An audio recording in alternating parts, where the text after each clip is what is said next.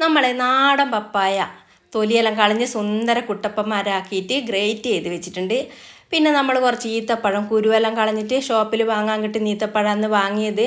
അപ്പോൾ അത് നല്ലതുപോലെ കഴുകി വൃത്തിയാക്കിയിട്ട് തിളച്ച വെള്ളം ഒഴിച്ചിട്ട് ഒന്ന് കുതിരട്ടെ. ആ സമയത്ത് നമുക്ക് ഈ പപ്പായ ഗ്രേറ്റ് ചെയ്തതൊന്ന് സ്റ്റീം ചെയ്തെടുക്കാനുണ്ട്.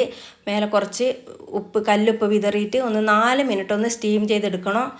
അപ്പോൾ ആ സമയം കൊണ്ട് നമുക്ക് ഇഞ്ചി വെളുത്തുള്ളി പേസ്റ്റ് ഉണ്ടാക്കി വെച്ച് ആ ജാറിൽ തന്നെ ഈ കുതിർന്ന ഈത്തപ്പഴം ക്രഷ് ചെയ്തെടുക്കണം. നല്ലതുപോലെ അരിയൊന്നും വേണ്ട, ഒന്ന് ക്രഷായാൽ മതി. അപ്പോൾ നമ്മളെ പപ്പായ ഒന്ന് ആവിയെല്ലാം കയറിയിട്ട് തുറന്ന് വെച്ചിട്ടുണ്ട്, തണുക്കട്ടെ.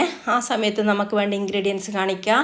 ഈ വെളുത്തുള്ളി ഇഞ്ചി പേസ്റ്റ്, പച്ചമുളക്, കറിവേപ്പില, വിനാഗിരി, നല്ലെണ്ണ, കാശ്മീരി മുളക് പൊടി, അച്ചാർപ്പൊടി ഞാൻ വീട്ടിൽ തന്നെ ഉണ്ടാക്കുന്നതാണ്. കായവും ഉലുവയും കടുകും എല്ലാം ഇട്ടിട്ട് ഞാൻ തന്നെ വീട്ടിലുണ്ടാക്കിയ അച്ചാർപ്പൊടിയാണ്. അപ്പോൾ ഇപ്പോൾ എന്താ ഉണ്ടാക്കുന്നതെന്ന് എല്ലാവർക്കും മനസ്സിലായി കാണും. മിക്സ്ഡ് അച്ചാറാണ്, ഈത്തപ്പഴം പപ്പായ മിക്സ്ഡ് അച്ചാർ.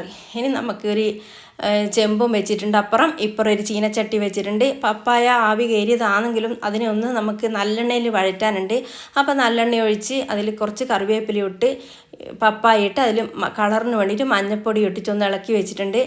ഇപ്പുറത്ത് നമ്മൾ ചീനച്ചട്ടിയിൽ നല്ലെണ്ണ ഒഴിച്ച് കറിവേപ്പിലയും പച്ചമുളകും ഇഞ്ചി വെളുത്തുള്ളി പേസ്റ്റും ഇട്ട് നല്ലതുപോലെ ഒന്ന് മൂത്ത് കഴിഞ്ഞപ്പം അതിൻ്റെ അകത്ത് കാശ്മീരി മുളക് പൊടിയും നമ്മളെ അച്ചാർ പൊടിയും ഇട്ട് അത് ഒന്ന് വഴറ്റിയതിന് ശേഷം അതിൽ കുറച്ച് വിനാഗിരി ഒഴിച്ച് പേസ്റ്റാക്കി രൂപത്തിലാക്കിയപ്പം അതിൽ ഈത്തപ്പഴം ക്രഷ് ചെയ്ത് വെച്ചില്ലേ അതും ഇട്ട് പാകത്തിന് ഉപ്പും ഇട്ട് നല്ലതുപോലെ ഇളക്കി ഒന്ന് ചെറിയൊരു തിള വരുമ്പം നമ്മൾ ഈ ചെമ്പിലേക്ക് മാറ്റിയിട്ടുണ്ട്. ഞാൻ കുറച്ച് അധികം ഉണ്ടാക്കുന്നുണ്ട്, ഇത് വിൽപ്പനയ്ക്ക് വേണ്ടി ഉണ്ടാക്കിയതാണ്.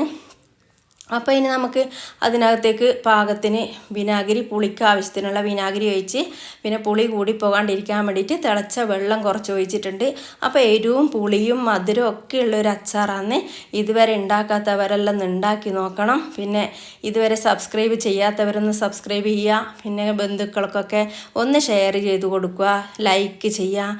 ഇതെല്ലാം ചെയ്ത് തന്നെ ഒന്ന് സപ്പോർട്ട് ചെയ്യണേ എല്ലാവരും. അപ്പോൾ നമ്മൾ കായോട്ട് പിന്നെ നല്ലതുപോലെ ഇളക്കി കായോട്ട് നല്ലതുപോലെ ഒന്ന് ഇളക്കി മിക്സ് ചെയ്ത് നമ്മൾ അച്ചാർ റെഡി ആയിട്ടുണ്ട്.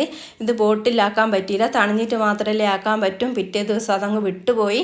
അപ്പോൾ അടുത്ത വീഡിയോ കാണാം. See you.